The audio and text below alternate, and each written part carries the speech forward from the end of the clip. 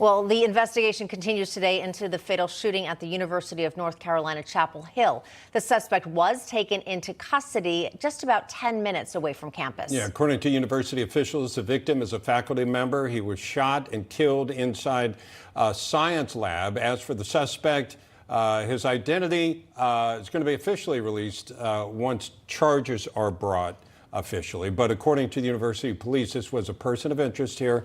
As of 2:35 yesterday, they were captured minutes later, not far off campus. That's right. Now, that picture does match the Twitter profile of a man named Tylee Key. I'm probably mispronouncing that, but he lists himself as a UNC grad student. Now, he was taken into custody just about 2 miles north of campus. As we mentioned, police surrounded him as he sat on a road in front of a driveway in handcuffs before being escorted to a waiting patrol car, as you see right there. Key is being held in the Orange County Detention Center. Joining us now to discuss, former NYPD Commissioner Bernie Kerik, former CIA operative Mike Baker, and retired Marine Gunnery Sergeant Jessie Jane Duff. Bernie, this turns out to be a 34-year-old second-year doctoral student in applied physical sciences. Your thoughts when you see this kind of thing? Well, listen, you know what? You never know what somebody's thinking, what their intent is. The investigation will take some time.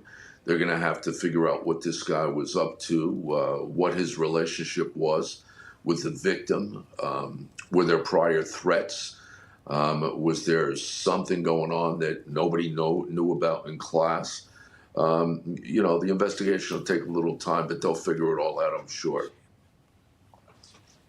Yeah, Mike Baker, also, you know, Bob and I and Jessie Jane also were live yesterday while this was unfolding, and there was some frustration that we weren't getting more information. But one of the points made was by an expert such as yourself that you might not want to release too much information initially because a lot of that initial information very likely could be incorrect. Is that true? Yeah, it is. It is true. And as Bernie pointed out, it takes time. That's frustrating, as you mentioned, for the public in general. We all want immediate answers to these things.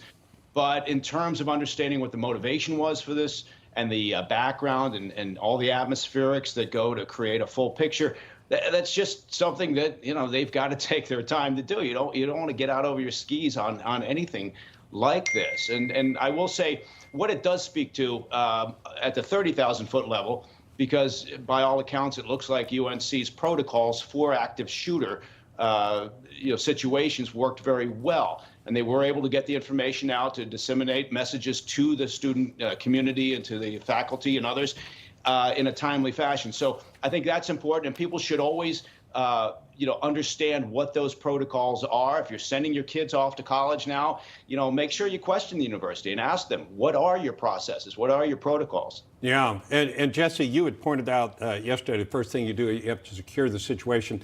And as Mike's pointing out, it does sound like they were successful in communicating directly with the students. Now, we had some complaints because we didn't feel like we were properly informed of some things we would have liked to have known, but the students were immediately informed to shelter in place. And unfortunately, one person did perish, but not multiple people. I have to commend the school and the law enforcement. It seems like they really did an exceptional job, albeit that yesterday we did have our frustrations not understanding if this was a random shooter. Was he shooting at multiple students? We didn't even know how many had been shot, let alone that a faculty member had been killed.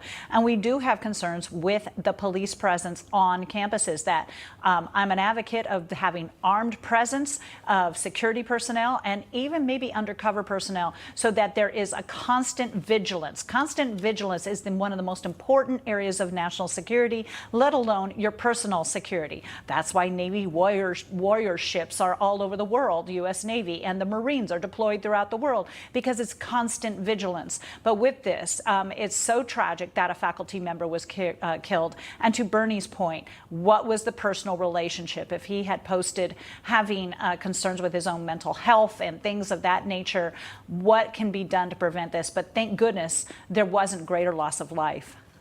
Yeah, and just before we go quickly, Bernie, I want to have you comment on what Jesse James said. We do know that the suspect's Twitter account, at least up until last night, was still up. And the suspect himself said something about he'd like to make some new friends. There was also some mention of loneliness, bullying in America. Just speak to the importance of mental health, as Jesse James brought up.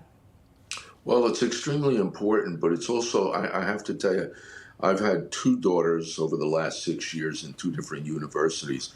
I will tell you, as to what Jesse and Mike both said, the schools today are doing a phenomenal job, a much, much better job at getting the message out, getting the word out.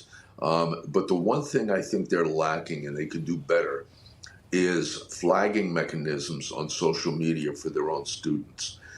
There's got to be a way for them to monitor and track what the students are saying, who they're talking to, things like that. It's all public information. When they and there's ways to flag this stuff. So if they see something that could be suspect, or they see something that they may think is problematic as a result of mental illness or anything else, they could start monitoring it internally. Right.